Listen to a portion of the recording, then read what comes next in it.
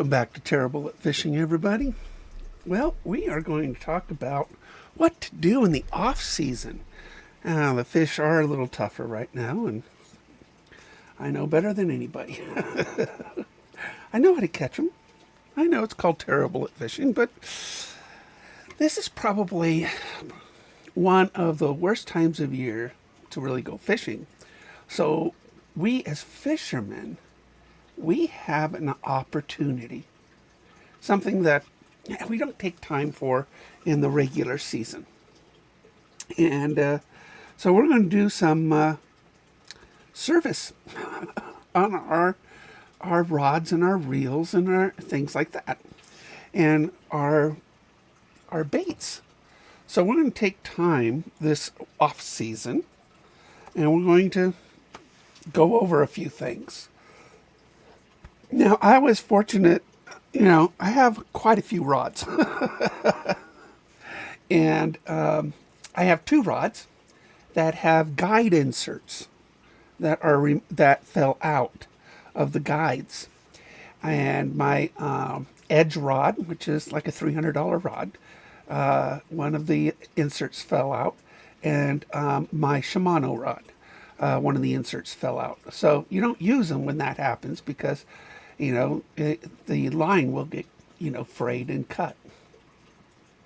So I saw on Facebook that Parker's Rod and Gun here in town has repair. And so I went over and I talked to Dave, and sure enough, for a reasonable sum of money, they will fix our rods. So, great thing, that's $500 in rods, that I got in two of them. And, kind of a shame to have them, not be used. So, that's a really good thing. So, if you've got some rods and, some of the guides are messed up, he has a guy that he sends them to, and he'll fix our rods for us. So you may have a few rods that you really liked, but you don't use anymore. And now you can. So, I know, for a few bucks, relatively speaking to the cost of the rod, take it over to Parker's, and he'll send it to a guy that does this. That's a pretty cool thing to do. A really cool thing to do. It's like getting you probably bought a new rod to replace it. And if you didn't, you need that rod. Now, this is the time of year where you take string off of your reels and you restring it with new string. But before you do that, you're going to do some servicing on your reels because, well, reels, get old quick. Dust gets in them, dirt gets in it, water, things like that. So on both styles of reels, in fact, all styles of reels, there's basically two things that you're going to do with a reel. You're going to need some reel oil, not fake oil, reel oil, or EEL, and you're going to need some grease on it. So these reels, I've got a bait caster in my hand right now. So when you take the spool out of the housing, right inside there's a little, just where the spindle goes, you're going to put just one, maybe two drops of oil in there. That's what you're going to do. And you then spin that handle and just let it work that in there. So that's what you're going to do. And basically it's the same thing with a spinning reel too. A spinning reel is the same way. So remove the handle by removing the screw that retains it. And you're going to put a drop on one side and a drop on the other. And then reassemble it and spin it. So that's what you're going to do. Drop in here, drop over there, and voila. That's where the oil goes. So real simple to do, really simple. And when it's all said and done, I mean, it'll just flow. You know, that there should be no sound. It should be silent and just freely, you know, really nice, smooth turn on it. Now, we're going to put grease, I know it, grease, on both of these types of, excuse me, a little bit of a runny nose today. Grease on both of these reels.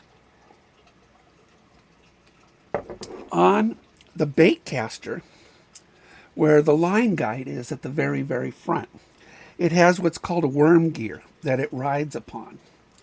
And this worm gear needs grease. Again, just a little bit, very little. You don't want to clump it up on there, but just a little bit, and then just get that guide to go left and right and work that grease into it. So spin that handle.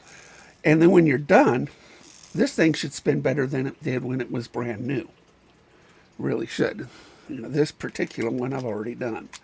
And it's just, this thing spins so good now. But this is what we do in our off season. And the spinning reel, what you're going to do, that front knob that we use to adjust our drag, you're going to unscrew this completely. That's what you're going to do. Unscrew it completely, and then access the spindle where the spool is riding. So you can remove that and put some grease right on this spindle and down at its base. And then reassemble our wonderful little reel. And voila! Work that grease in there. And when you're done, and like I said, I've already done these, that thing spins better than new. So, it's just better than new. And that's what you want to do. Now, I've already re-spooled these too, because, you know, that's what I do in the off season. What you want to do is remove all the line off of both of these and re-spool them. Now, the way you spool these are, well, they're quite different. Really different, in fact. Let me get this off. This just happens to be next to me.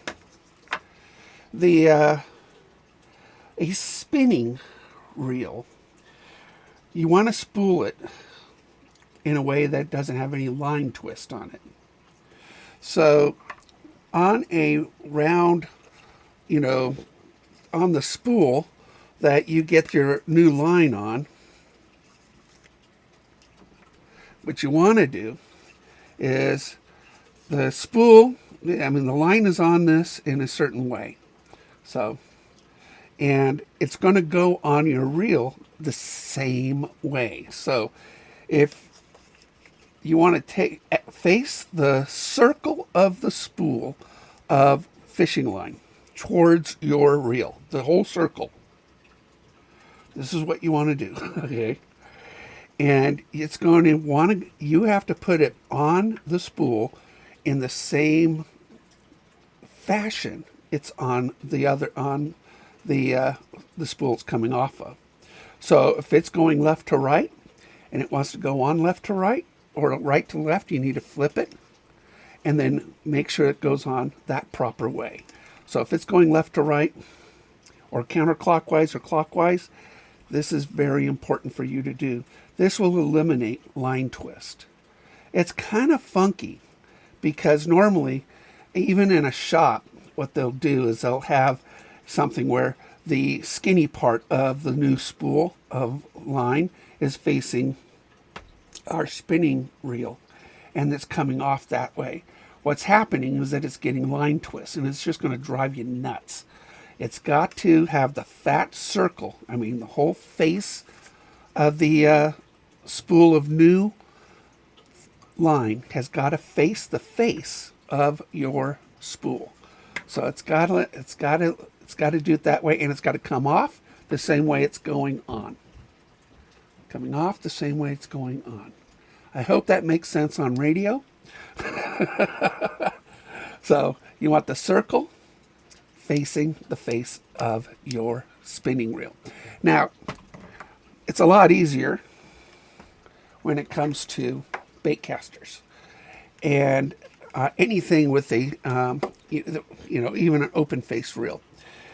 So it's going to come off of the new.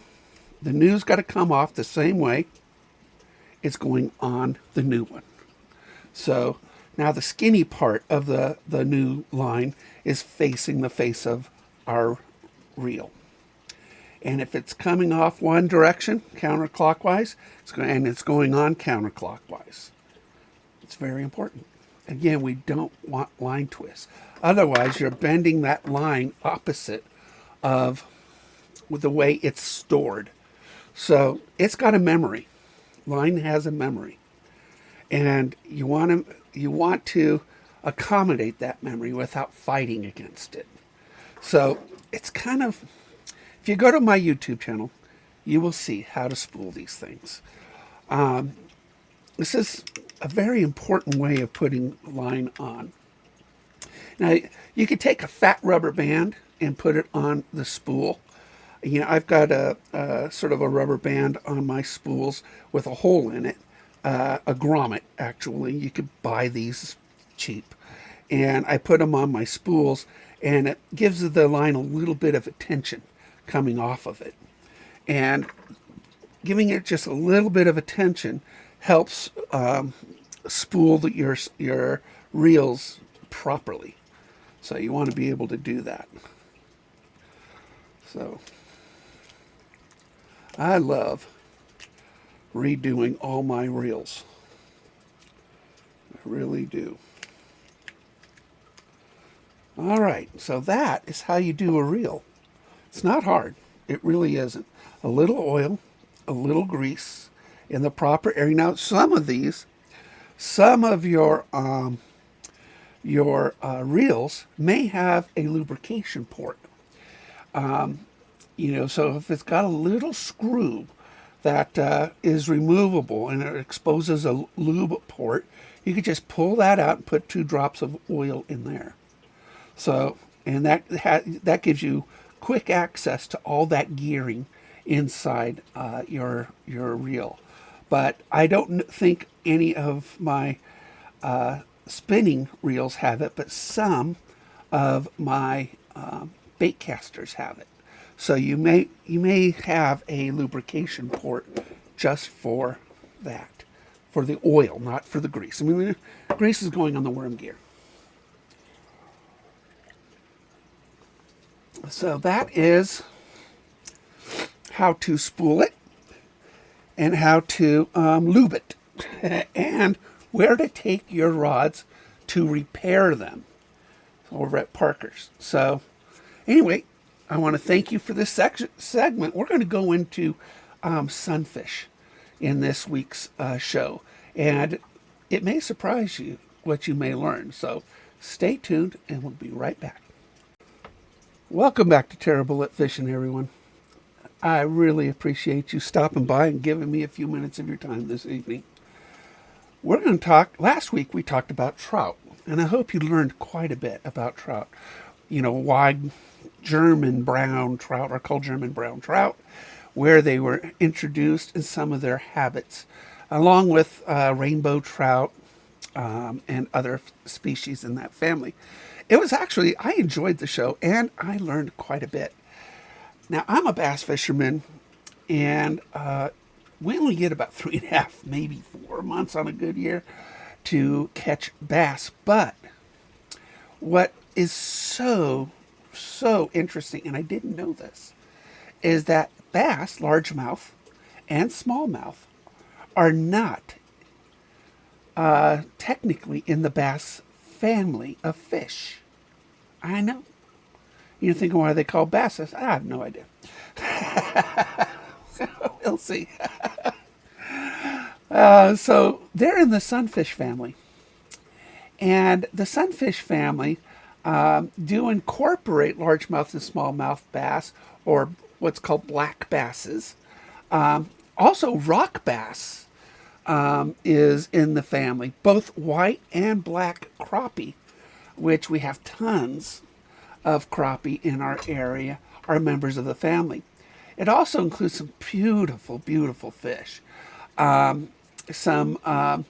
blue spotted sunfish, which I don't think we have any in our area, but the prettiest fish that you will ever lay your eyes on, the pumpkin seed sunfish, is also a member of this family, obviously, since it's called a sunfish. But it is gorgeous. And so we're going to talk about these fish. And so let's talk about the pretty much the category of sunfish. These are generally deep-bodied and compressed laterally, which provides them with a round and thin pancake-like appearance. So we may call them panfish as well, by the way. So because of the appearance of a sunfish, we call them panfish as well. So if you hear somebody use that term, you know what they're talking about. Their fins often have both soft rays and stiff spines. So that provides protection from predators. And so you got to be careful. If you pick up a bluegill or a crappie or something like that, their back fins are really sharp. So I usually pet it backwards and grab them, is typically how I do it. So the sunfish dorsal fins, located on the top or back of a fish, is divided into spiny, soft-rayed sections. And the front section of the anal fin has 3 or more spines. The tail is usually notched or slightly forked. Paired pectoral and pelvic fins are located towards the front of the fish, provide members of this family in the ability to make short movements with frequent turns, rather than cruise quickly through the water. Sunfish generally thrive in warm water and fertile lakes with abundant shoreline, aquatic plants, or other protective cover within which they can easily maneuver. So those side fins are very, very important. If you compare that to something like a trout, these fish have great maneuverability. All sunfish are nest builders. Their saucer-shaped nests can be frequently observed along the shoreline of ponds, lakes, and streams in late spring. These nests usually consist of a circular depression in silt, sand, or gravel.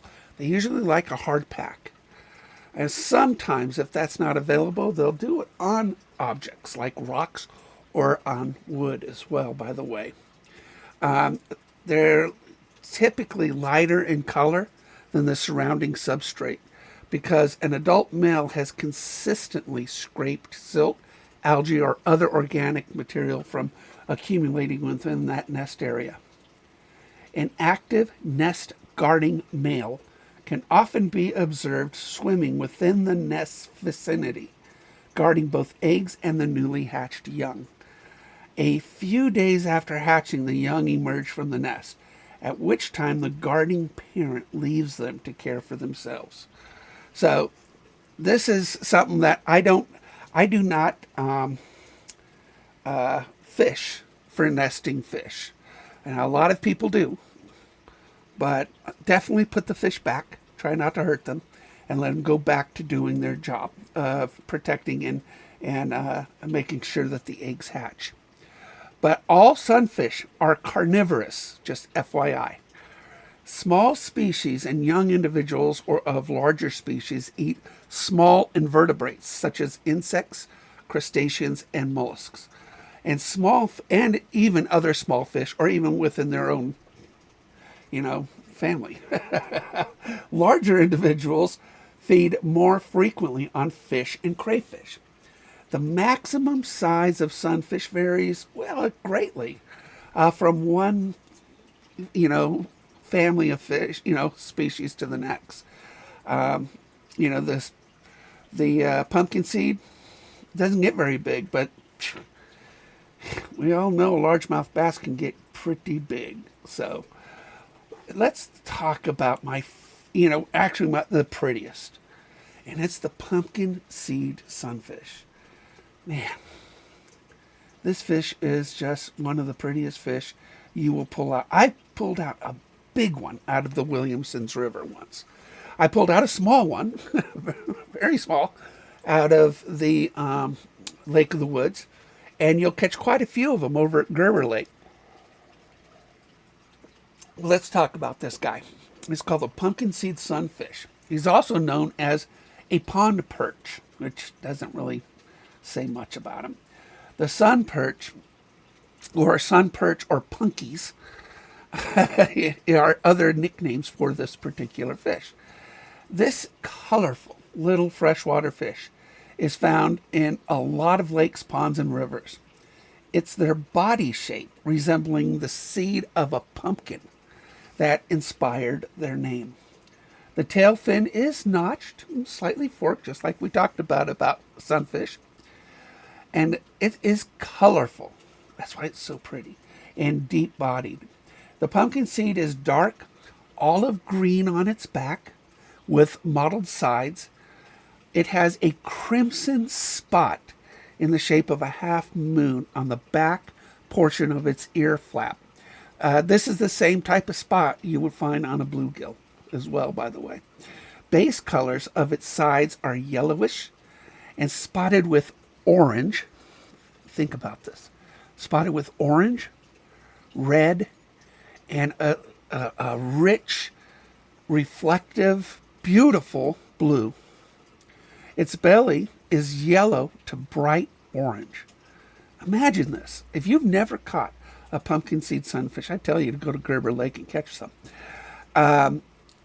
They're amazing. And I know that they like warm water, but we caught them through the ice there.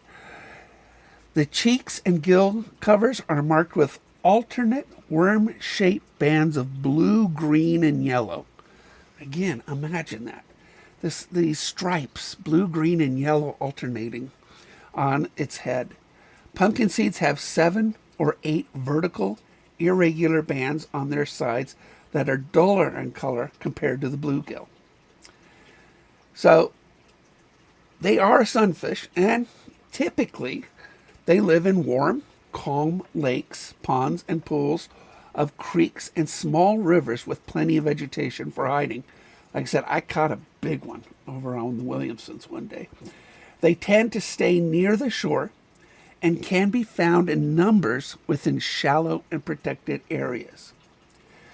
They're going to feed at all water levels from the surface to the bottom in the daylight, and their heaviest feeding will be in the afternoon.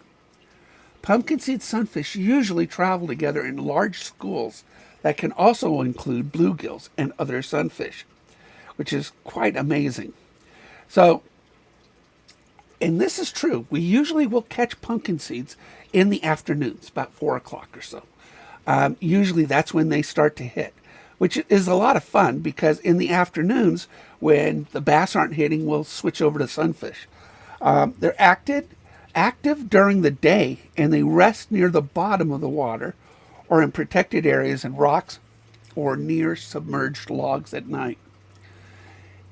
Pumpkin seeds prefer clear, non-flowing water and substrates of organic debris, and dense submerged aquatic vegetation, where they try to avoid dangers such as largemouth bass and pike perch, birds, including cormorants and herons, and fishing enthusiasts like me, because they are sought after as a popular panfish. So, what do they eat? The pumpkin seeds diet includes insects, mosquito larvae, small mollusks, snails, other crustaceans, smaller sunfish, minnow fries, and worms. Those are the things that you want to sort of imitate to catch these guys. In late spring or early summer, the male pumpkin seeds will begin to build their nests, usually in the shallow water on sand or gravel lake bottoms. Again, they sweep out a shallow oval-shaped nesting hole. Nests are arranged in colonies of approximately 3 to 15 nests. Can you imagine? You usually can see it through the water, too. Usually it's in pretty shallow water, about 3 feet or so. Females arrive after the nests are built. The male releases milk and the female releases eggs. Family reunions could get complicated. Females might spawn in more than one nest, and more than one female may use the same nest. Once released, the eggs stick to the sand, and they hatch in as few as 3 days. Females leave the nest immediately after spawning, but males, our job, is to remain and guard their offspring. The male guards them for about the first 11 days, returning them to the nest in his mouth if they stray from the nesting site. The youngsters, or hatchlings or fry, grow to about 2 inches in length in their first year. So the pumpkin seed sunfish, as beautiful as they are, they live in our area. They were introduced as a game fish through North America and many parts of Europe. They're classified as a lower risk species. So, we love fishing these. And oh my goodness. And if you catch one, they're fantastic. The lifespan of pumpkin seed is 6 to 8 years. Now, the neat thing is there's a video on my YouTube channel. It tells you how to figure out how old a fish is. Real easy to do. We'll talk about that another day. And if they're managed, they've gotten up to about 12 years old. So we've already talked a little bit about the incubation. So 3 to 5 days of those eggs and they hatch. So the size of them, though, these are very petite fish, 3 to 8 inches. That's how they're beautiful, but they're small. They can weigh up to 1 pound. Now that one, I did not weigh it, and I did not measure it, but it was a big one on the Williamsons. But it had to be close to, 8 inches and 1 pound. Female pumpkin seeds can produce, and think about this in those nests, 1,500 to 3,000 eggs, depending on their size and age. The pumpkin seed's native range extends farther north than any other sunfish species.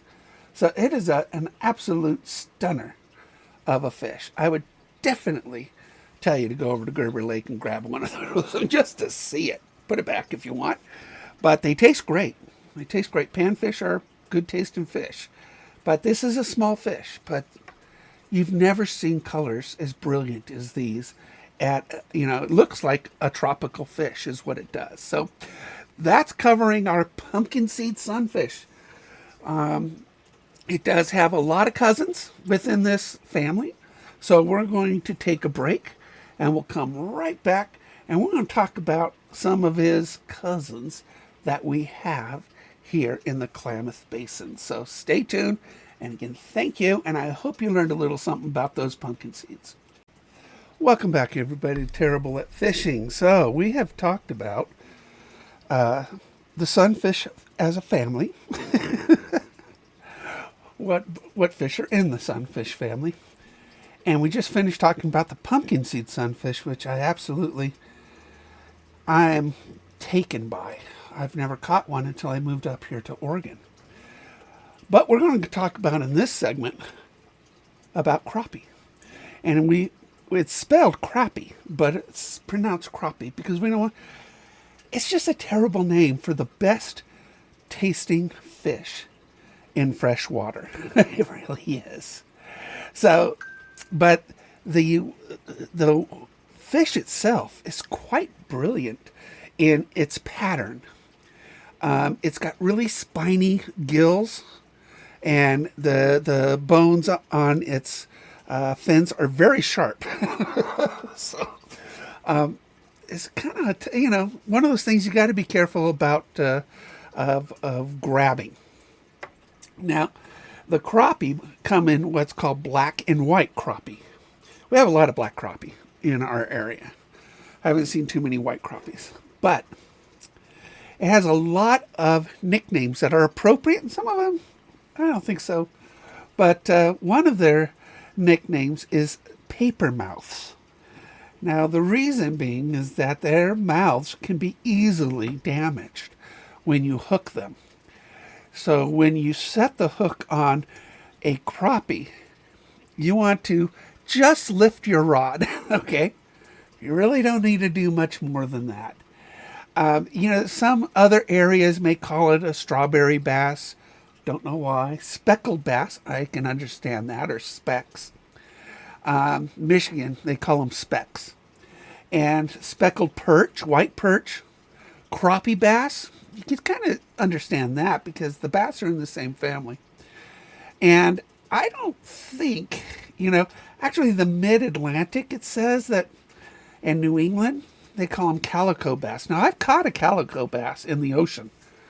So, it's not like I said. And Oswego bass. So, in Louisiana, they call them succulate, which is French for milk bag. So, that's because their skin sort of has a milky white to it, or silvery skin. But they got this beautiful, beautiful speckle pattern that is not in, it's irregular in its size and its shapes of each spot. Excuse me. Both species of crappie, white and black, as adults feed predominantly on smaller fish species, including the young of their own predators, which include quite aggressive ones, northern pike, muskie, walleye. They have diverse diets, though, however, including the zooplankton and insects and crustaceans. Larval crappies rely on crustacean zooplankton as a food source. The availability of zooplankton can have an effect on larval populations. By day, crappie tend to be less active and concentrate around weed beds or submerged objects such as logs and boulders. Again, we talked about that a little bit with the pumpkin seeds. But they feed during dawn and dusk by moving into open water and approaching the shore. So, again, they're very similar to the pumpkin seeds because of the way that, they're close cousins. I usually will start catching, they'll be first thing in the morning and later in the afternoon. So that's when I catch my crappie. So it's really a fun fish to catch. And you'll catch a lot of them. There is no limit to catching crappie. Okay, there's no limit to it. Go nuts and have the best fish fry your family's ever had. The crossing of a black crappie female and a white crappie male has better survival and growth rates among offspring than the reciprocal cross does. Hybrid crappie are difficult to distinguish from black crappie by appearance alone. Fingerling yields are variable in culture. The hybrid offspring are fertile. Black crappie female and white crappie male crosses more so than the other way around.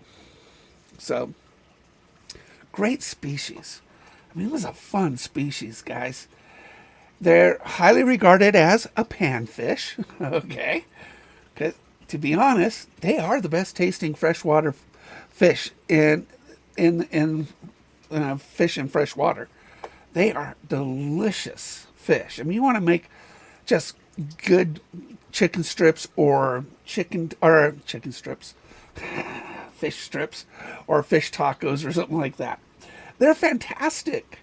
Because of their diverse diets, crappie may be caught in many ways, including casting light jigs, very small ones, trolling, I've caught them trolling, with minnows or soft lures, using small spinner baits, we're talking 1/32 of an ounce type of thing, or using bobbers, very common with those. And you can put, a worm or a power bait on it, they hit it. Crappies are also popular with ice fishing. I told you. As they are active in the winter. And that's what's so cool about them. But we usually catch them in the afternoon, about 4:30 in the afternoon. When we're ice fishing. Have a cup of coffee. So, angling for crappie is popular throughout all of North America. It really is. You can get some big ones too. Relatively speaking, Emigrant Lake is my favorite crappie lake. Although, again, Gerber Lake, awesome crappie lake. Get a lot of small ones over at Lake of the Woods. Methods vary, but among the most popular is called spider rigging to catch these guys. A method characterized by a fisherman in a boat with many long fishing rods pointing away from the angler at various angles like spokes from a wheel. Spider rigging is not permitted in some waters. In Minnesota, for example, a fisherman may use only one rod during the open water season. Here in Oregon, we're only allowed to use 2 rods if you have a multi-rod license. Except for ice fishing, you can use 5 if you have a multi-rod license.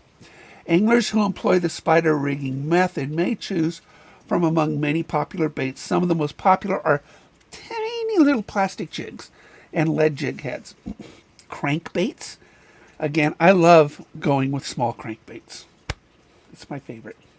Or we're not allowed to have this, live minnows. When I was a kid growing up in California, you were allowed live minnows, but live bait is not allowed anymore. C'est la vie.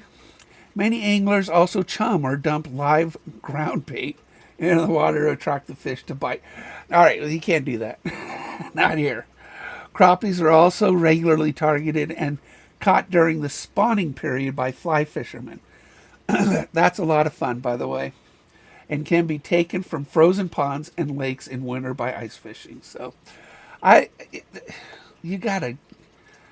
crappie is a terrible name for the best tasting fish there is. Really is. I mean, in fresh water, these are fantastic fish.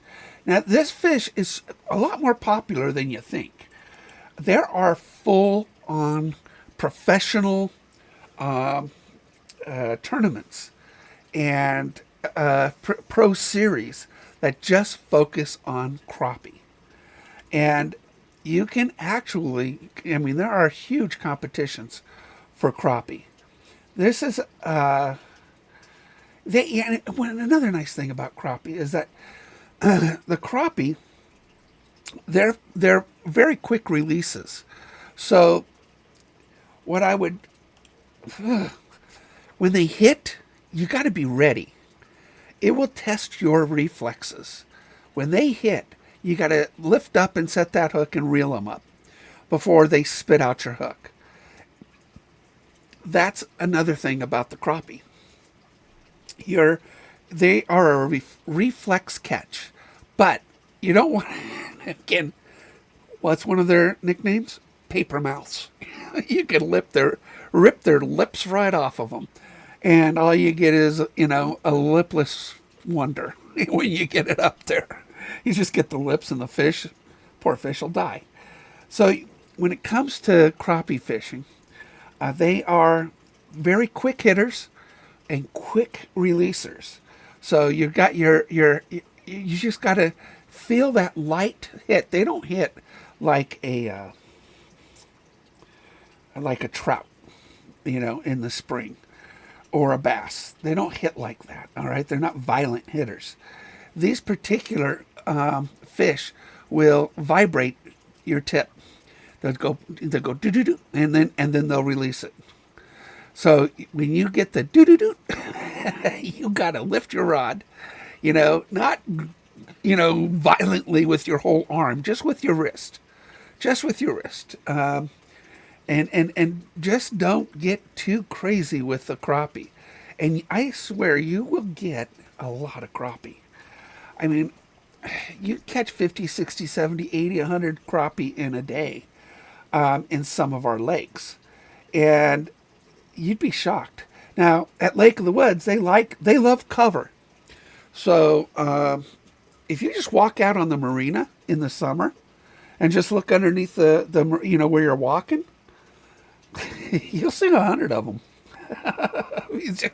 They're just all over the place. They can be very aggressive.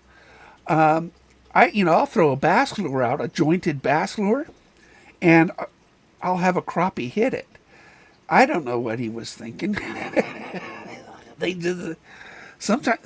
Some of our species here in the Klamath area are very, very aggressive. Now, what would you use for your equipment? Well, for sunfish, like the pumpkin seed and the crappie, or even the bluegill, you're going to use a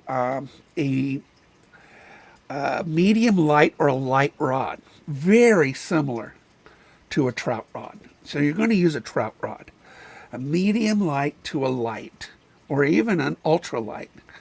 You're going to be throwing very small baits out on, so you're going to be using a spinning reel more than likely when you're going crappie fishing. So I have a crappie rod. It's 6 foot, and you could get bigger or smaller. Doesn't really matter, just as long as it's a fast rod and a light rod. And mine is a light rod. So, and then I have a small spool. I think it's a 1,000 on it. You don't really need a lot of line because you're not casting it a long ways. If anything, you're just flipping it underneath docks or fishing right below your boat or your kayak or whatever you got. So it really is a very simple setup. And then I use very small jigs, and they're called crappie jigs. So if you just go to a store, you can just look and find something that says crappie jig. You're going to see a brightly colored jig, and you're going to put a small, tiny plastic on it, and maybe a scent, or even you could put a worm on it. You could put a little power bait on it, whatever you want. And I've noticed that some lakes like to, the crappie like to gravitate to either red or chartreuse. So the red or yellow is really those two colors that work on crappie. And it may vary by the water that you're in. So give that a shot. Do not put any extra weight on it. I mean, the weight of the jig is all you need. All right, that's it. Now, if you're fishing from the bank, you're going to want to use a bobber. And so you're going to put the bobber about 3 feet above the jig and toss it out there. And you're going to use a small bobber. Remember, these guys like to hit light. Do not use a big bobber, all right? We're looking like 3/4 inch or smaller bobber. And toss it out there and just watch it. Because it'll vibrate up and down on the water surface, and that's when you have a fish. Remember, these guys like to spit it out as fast as they like to take it in. So be very quick. Focus on the bobber. Panfish love to swim in large schools, and they're suspended. They don't like, hitting bait on the bottom. They like hitting it above them. In fact, actually, a panfish cannot see below their bodies. The way their eyes are positioned on their body, they can only see forward and up. So you want to keep that bait above their head. If the bait's below them, they have no idea that it's even there. So that's pan fishing. I want you guys to stay tuned, and we're going to talk even more about the sunfish family. Stay tuned. Welcome back to Terra Bullet Fishing, everyone. Well, in this concluding segment, I figure I've been saving the best for last. And that's my largemouth and smallmouth bass. And at the very beginning of the show, I told you that largemouth and smallmouth bass are not really bass. They're sunfish. And they're in this family. Something I really didn't realize until I moved up here and started doing some research, my show and my channel. And it's kind of odd that this beautiful, big, giant fish is something that is akin to all those little dainty fish that we've been talking about. But bass is a shorter season here. But we have a lot of bass, smallmouth and largemouth, in Oregon. We just do. So maybe people are not fishing it because of, one, it's an aggressive nature. The two, they probably don't think about it since everybody's trout fishing around here. And three, it's a short season. So, I mean, it's important to be a trout fisherman in trout country, but not to forget the few months that we have great bass fishing. So we're going to talk a little bit about my bass. Now, people, you think about largemouth and smallmouth bass. Obviously there's a big difference in the name. One's got a smallmouth, one's got a largemouth. It's just the way it is. And bass, it's interesting, especially largemouths. A largemouth bass does not grow really long, okay? It just grows sort of like me. Gets fatter as it gets older, and a little wider, a little taller. A largemouth bass, in a picture, I could pretty much guess its weight by its mouth size. So, maybe it's because I'm Italian. Maybe the bigger our mouths, the bigger we become. Same thing with a largemouth. But, excuse me. The largemouth bass is complicated. It really is. And where a trout, I kind of call trout stupid because they're pretty easy to catch. They will hit the same thing over and over and over and over again. They just will. They don't get smarter. With a bass, they learn. This is what makes them so frustrating and very expensive to fish for. A largemouth bass and a smallmouth bass, they will learn after they hit a lure not to hit that lure again. I know. It's weird. I could be fishing for a bass and get hit, and then nothing. Same bait. And it's not like they moved, excuse me. It's not like they moved on. They're still there. Except the fish got smart on me. And so what I do, I have a lot of different rods. Now, one thing about, because of their extremely aggressive nature, and largemouth bass, because they have such a big mouth to them, because we call them bucket mouths as they get bigger, they can easily shake out a hook, and they're extremely violent. They will flail their heads and bodies left and right, in order to remove a hook. They will also play dead on you. They will also use tools to remove their hooks. I've actually had them use underwater branches and logs to remove hooks from their mouths. It's kind of like watching Jaws, all right? Your first time watching Jaws. That shark learns, and it's aggressive, and he gets whatever he's going after. It's just scary smart. The movie Orca, same thing. So, I like those movies. Sometimes the fish just is smart, and they learn quick. Largemouths is like Jaws to our bait. They literally will learn. They will hit anything from a very small, dainty bait to a very large 10-inch bait.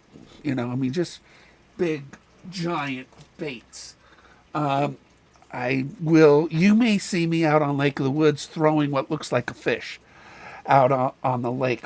It's not. That's just a 6, 7, 8-inch bait that I'm throwing out there. And they will hit it.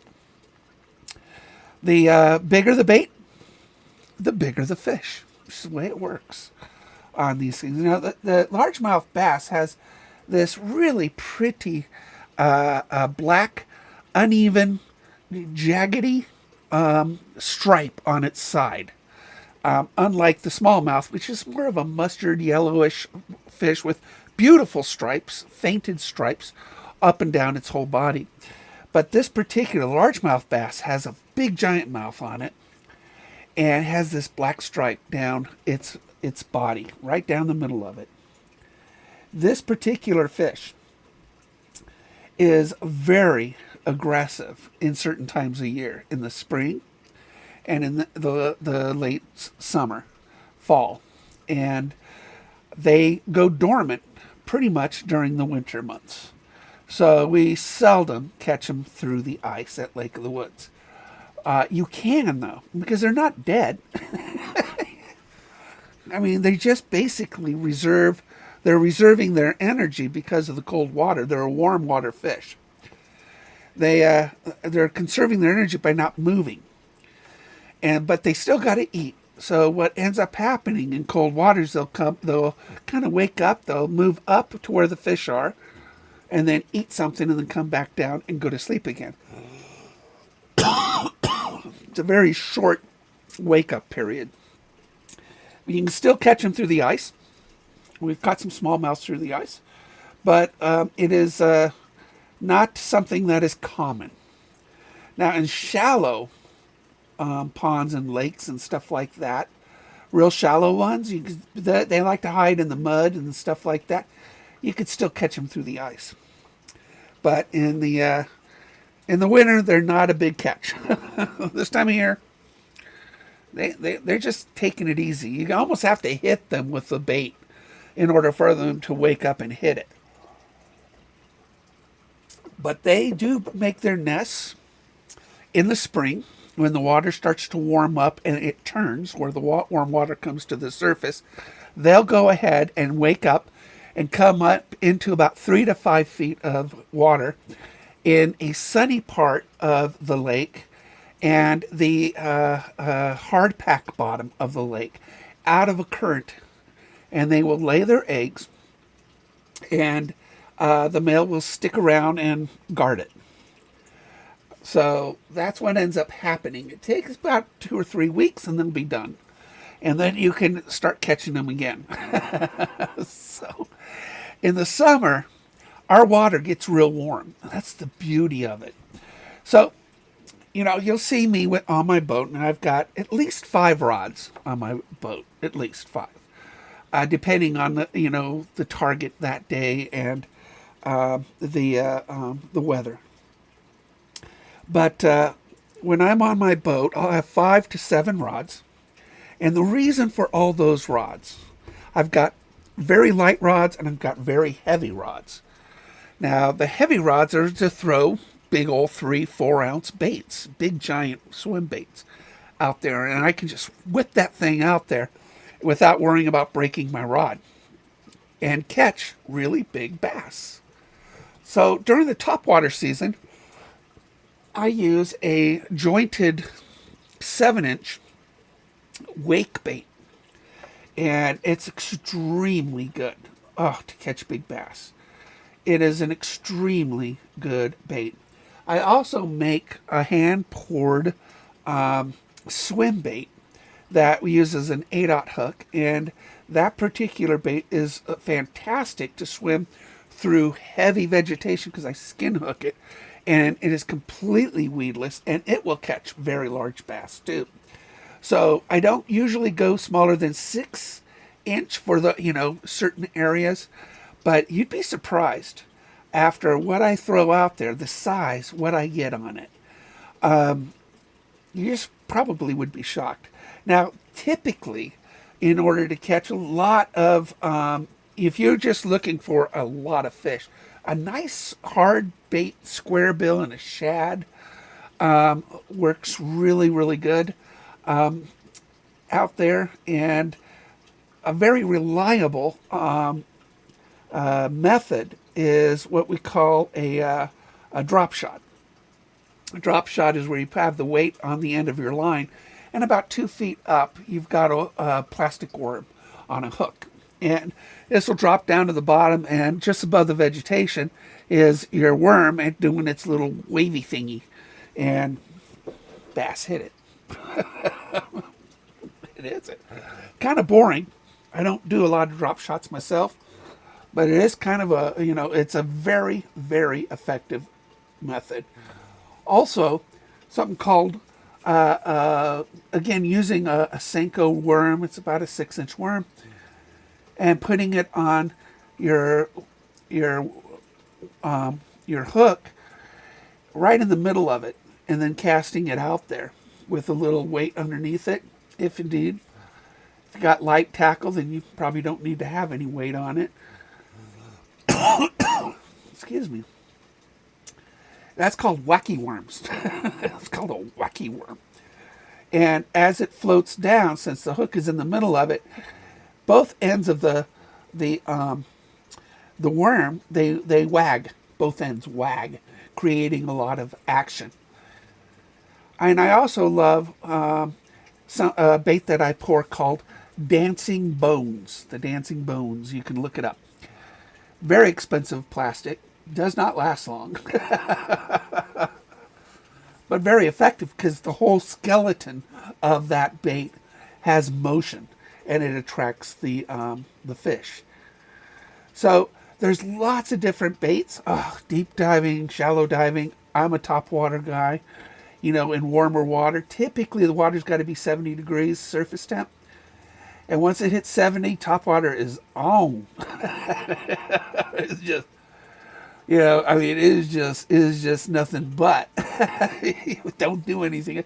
Nothing more exciting to see a big largemouth break surface, explode onto your bait, and you're setting that bait. There is truly nothing more exciting.